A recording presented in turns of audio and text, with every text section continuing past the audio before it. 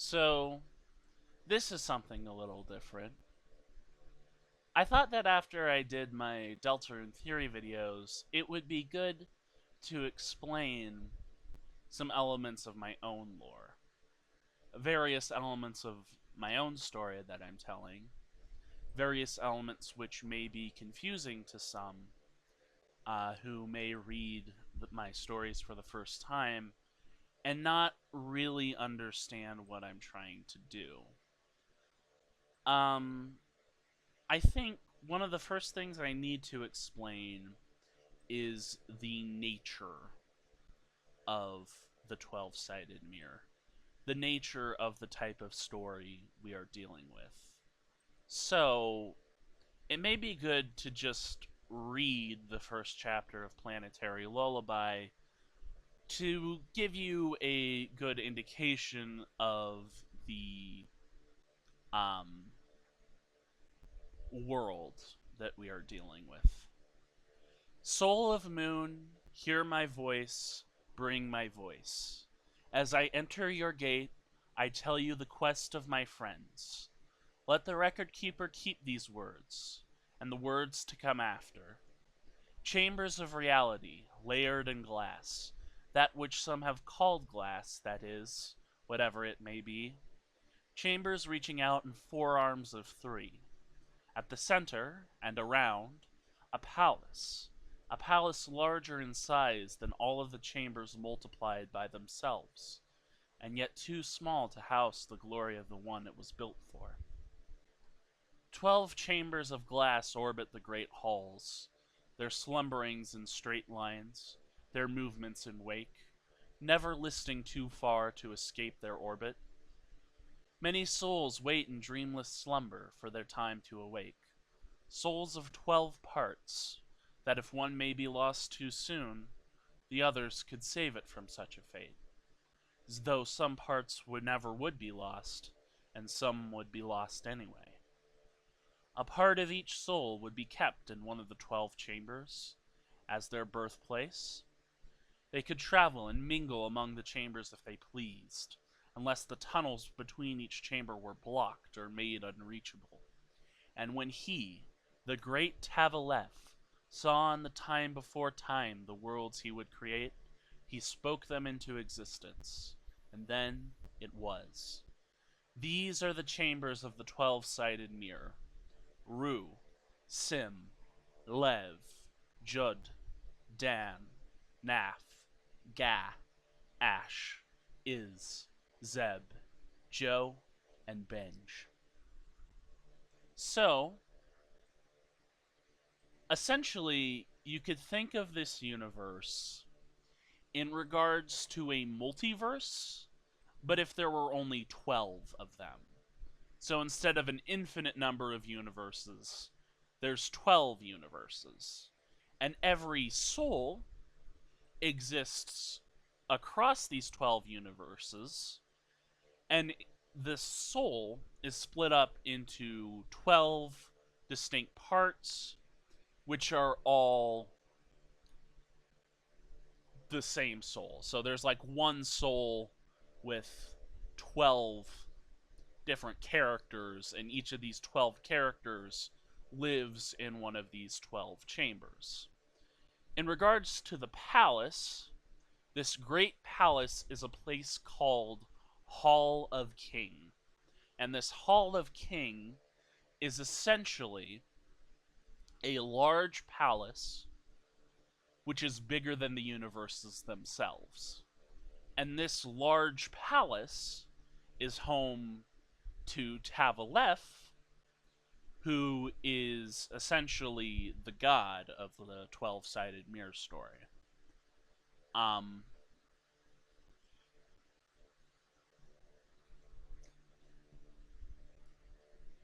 this Hall of King exists in a place between fiction and reality.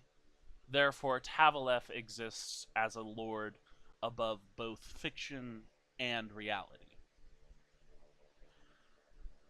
Now, in regards to the 12 chambers themselves, the 12 chambers themselves are sort of alive. they kind of exist as these collective consciousnesses of the faithful which exist in each of these worlds. Um, when a sapien or a Bereshi is loyal to Tavaleph, the Bereshi are essentially the angels of the 12-sided mirror, and the sapiens include humans, but also a whole bunch of alien species. When these sapiens and Bereshi are loyal to Tavaleph, part of their consciousness uh, is joined with this massive living chamber of reality, as if all of their voices were speaking as one. And each of these chambers, when you actually get to see the design of each of these 12 chambers, they look like humans for that reason. Um, the way in which they are listed in the beginning is sort of the order in which these chambers were created.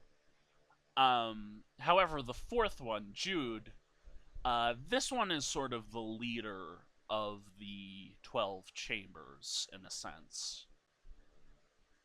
It's a little bit confusing. Now, there are certain things that exist within each chamber. In place of a heart is a very important star. This very important star is mirrored across the 12 universes, and this star is called Theswid. This is essentially the heart of each chamber, and it's this bright source of light. It could kind of be seen as like the capital star of each chamber. And it's very important to the life force of each chamber. If Theswid were to go dark, if Theswid were to be destroyed, then that would have a severe negative effect on the rest of the chambers. Or on the rest of that specific chamber, I should say. Another thing every single chamber has, if you see the designs, you can see that they all have a weapon of some kind. This weapon is a place called a star graveyard. So basically, when stars are about to die in the 12-sided mirror, the Bereshi will form these massive mirror gates to teleport these dying stars to this place called the Star Graveyard. And the Star Graveyards are essentially what houses the dangerous parts of each universe. These dangerous pieces of the universe being the antimatter galaxies, which would be made out of antimatter stars, and antimatter planets and such. These are very dangerous things that Bereshi can touch, but Sapien cannot. And then, the other dangerous thing are the corpses of the stars themselves. They are called star corpses, and they are essentially black holes. They are these massive, massive voids with this intense pull of gravity that needed to be moved somewhere else so that it would not cause problems for the rest of the chamber. Residing in the star graveyards is a very special Bereshi called the Rock Weaver. Now, the Rock Weaver is special because the Rock Weaver essentially makes new planets. Um, and the Rock Weaver stays in the star graveyard because it's essentially a good defense mechanism. The Rock Weaver stays in a place which is far enough away from all of the antimatter and all of the star corpses that the Rock Weaver can essentially create these tiny things called rocks.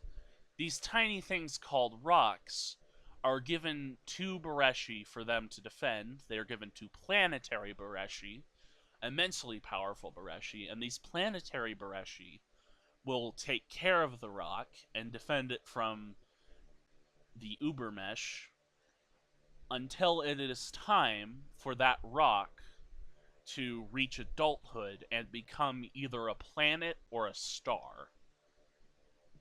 The Rockweaver also exists in the Star Graveyard to serve as a link for when the mirror gates are formed. A mirror gate is essentially a giant portal made out of obsidian. The Bereshi can sort of make these at will. Sapiens can sort of make these and under given the right circumstances, and these massive portals of obsidian that the Bereshi form, um, they essentially link their will to the Rockweaver, so they know where to send the star, where a safe place to send the star would be. And so the Guardian Bereshi of the Star and the Rockweaver will sort of form this Death Gate together for the star, the dying star, to go through. Um, in addition, each chamber has two great lights which serve as its eyes. Its right eye is the greater light, and its closed eye is the lesser light. The greater light is called Moon, and the lesser light is called Sun. So that's kind of that's kind of ironic, but it is a choice I made. These great lights, essentially, so the star graveyard is where the stars go when they die.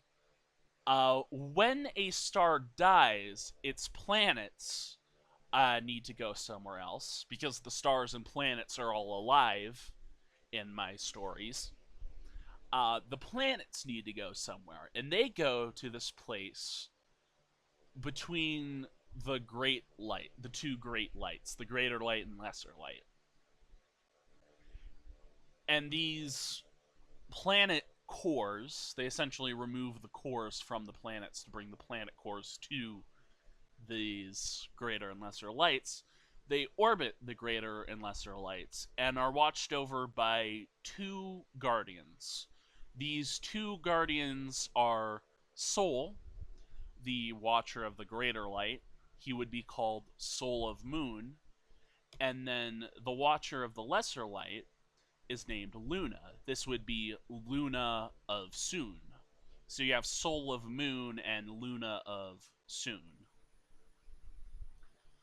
Um, Between the two great lights is a particular gate called the Time Gate.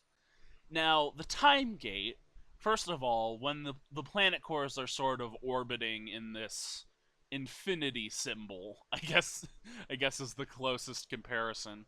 When they're orbiting in this infinity symbol, when they go through the Time Gate, um, they will be covered in a particular crystal which will keep them young, essentially.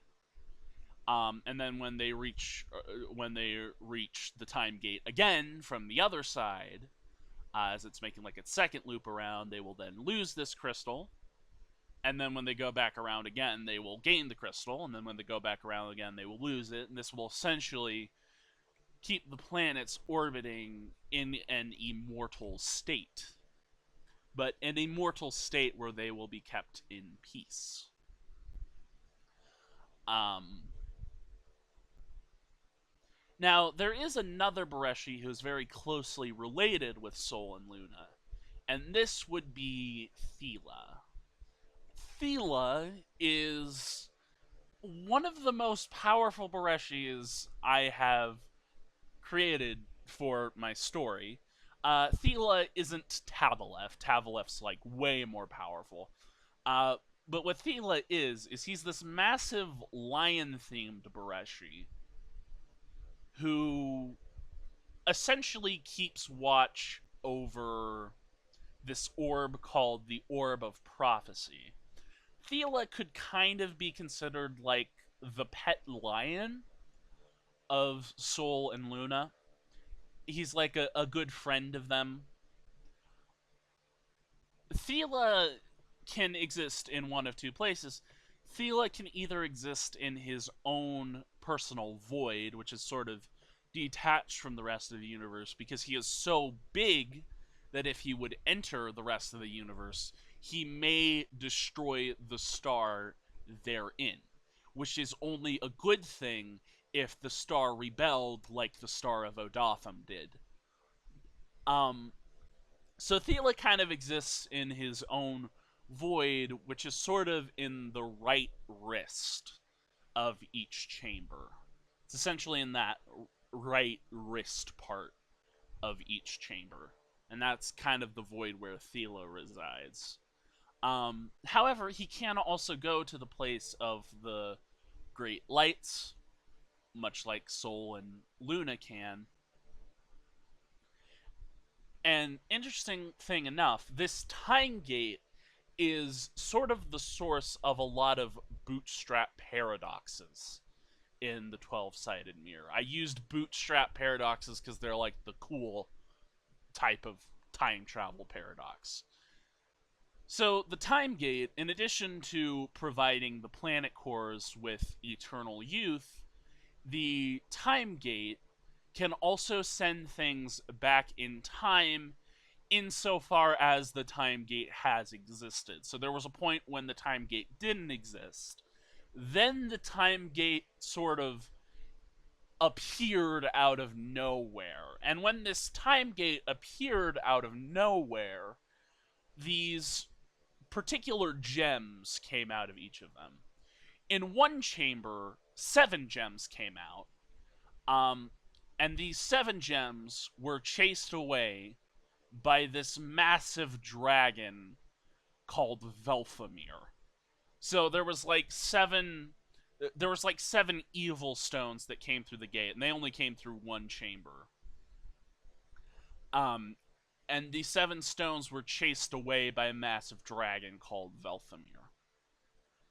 Now, after they were sort of swallowed up by Velthamir and Velthamir left, another gem came out of the portal, and this is a good gem. And 12 gems came out of this portal, one in each chamber. And during this moment, the movements of Sol and Luna were essentially the same. Sol and Luna moved towards this gem as it spoke. And what this gem spoke was the first 3 books of Planetary Lullaby. So the opening statement I just read was sort of spoken by this gemstone which came through the time gate. And essentially what happened, this gem is very important. This gem which came through the time gate is very important. This good chronostone. Sol took the good chronostone and handed it over to Luna. Luna is the record keeper. So Sol handed the good chronostone to Luna. Now, the interesting thing about these stones is that these stones are actually Soul of Moon.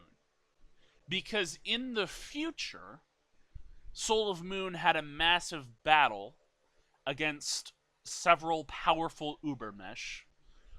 They fought against the 3 leaders, the Arch Ubermesh. And they also fought against 7 minion Ubermesh who went back in time to do something really, really bad. These 7 Ubermesh Chronostones went back in time to essentially cause temptation since the start of the universe. And after them, Soul of Moon went through the portal and became the good chronostone called Soul of Moon. And so, the past Soul of Moon took this future Soul of Moon, who was sort of covered in the time crystals, and he gave this to Luna to hide throughout the chambers of the 12-sided mirror in places where they'd be safe from the Ubermesh for when they would be reunited to foil one of the Ubermesh plots. Uh, in fact, Thela, he was given one of these parts of Soul of Moon. He was given like an emerald. This emerald is essentially the eye. You can think of it as the emerald eye of Soul of Moon. This emerald eye allowed Soul to see any future event which Tavaleph permitted him to see. And so essentially there's the emerald eye and the lapis eye. The lapis eye shows the past and the emerald eye shows the future. So Thela was given charge over this emerald eye of the future, which could see the future. And so essentially when we get into like the chain of prophecy, this is sort of how prophecy gets into the 12-sided mirror.